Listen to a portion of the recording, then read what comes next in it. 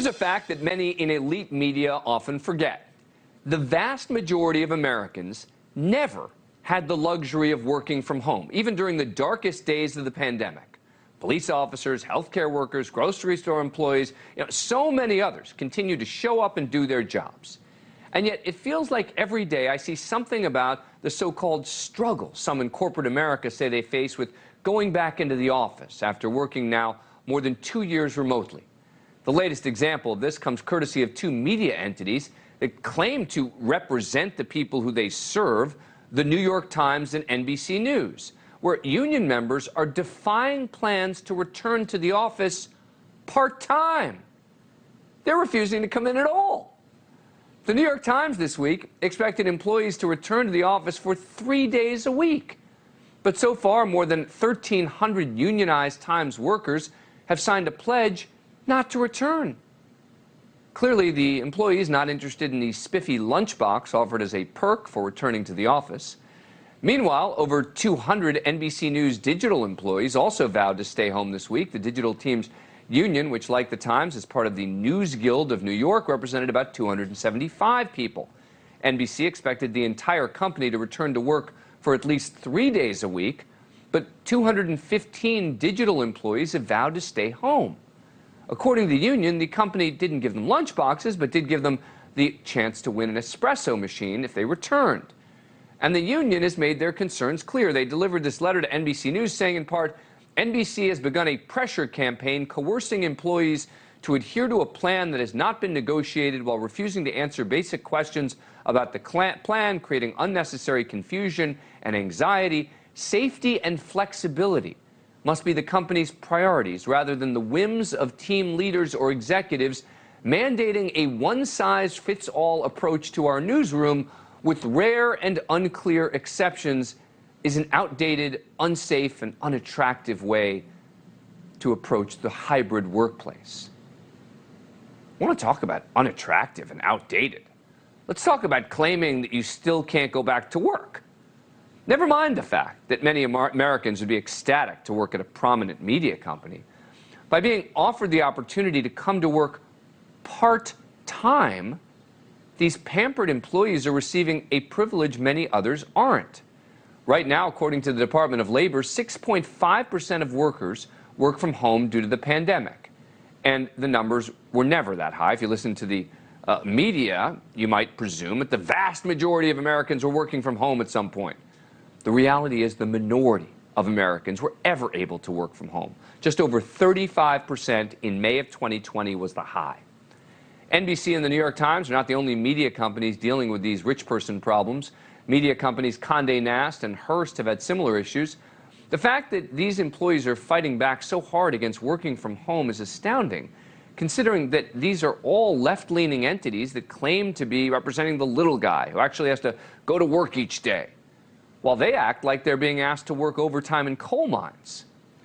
Good for Joe Kernan and Becky Quick on CNBC, sister company to NBC News, for calling it out.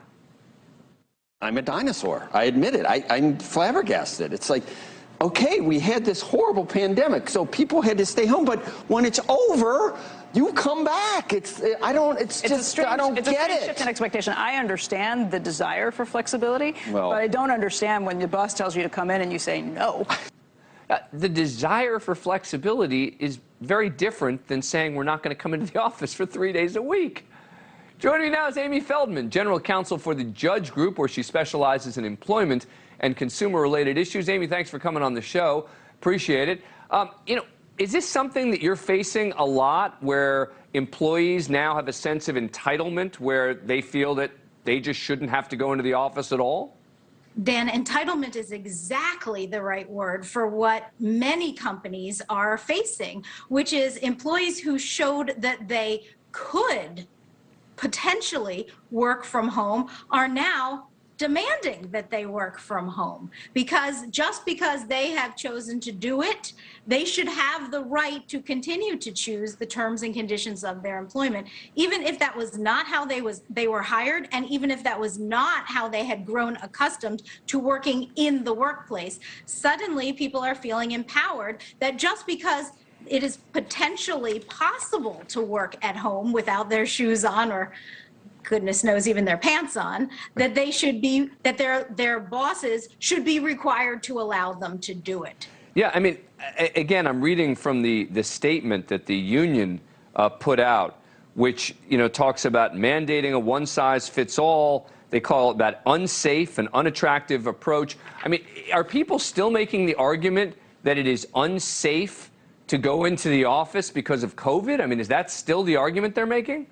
I honestly think people are having a harder time making that argument with a straight face. But if they were to say we don't want to, right, then they okay. get a lot. All right, you know what? If they say we don't want to, I don't like going into the office, I view it as a perk to stay at home. At least it's honest, right? They're basically saying, let's negotiate. I want to work from home. All right, have that discussion, have that debate. But this notion that the union is suggesting that it's somehow unsafe for them to go into the office. Again, you know, people throughout this country went to work throughout the pandemic, in the worst moments of the pandemic. And now you've got these people at white-collar, well-paying jobs, typically, who are saying, oh, no, no, no, I can't go in because it's still unsafe. Just...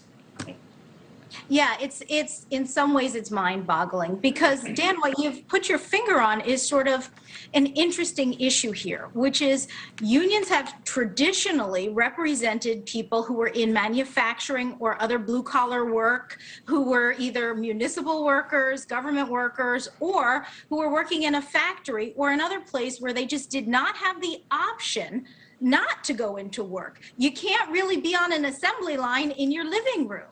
But the people that the unions are now representing, sort of in an effort to widen the pie of potential union membership, are people who don't consider themselves blue-collar workers, but who are people who work in the newsroom, people who are graduate students, people who are medical residents, or other people who think that they have now more bargaining power. So the idea is I have a union to represent me collectively, us collectively, and unless you're willing to talk about all of the terms and conditions of my employment, then I don't really want to talk to you, and this constitutes an unfair labor practice when you just demand we do the job that we've always known we had to do. And it's also, to me, the political hypocrisy. I mean, yeah, I get that the left-leaning organizations like the unions, but the notion that the rest of the folks who they're supposedly speaking for have to go into the office every day, and they're saying, oh, no, no, I don't ever want to go in the office. It's just maddening. But I got to wrap this. Amy, thank you. Appreciate your time. Coming up, thank you for watching. Go to newsnationnow.com to find NewsNation on your cable provider. And don't forget to click the red subscribe button below to get more of NewsNation's fact-driven, unbiased coverage.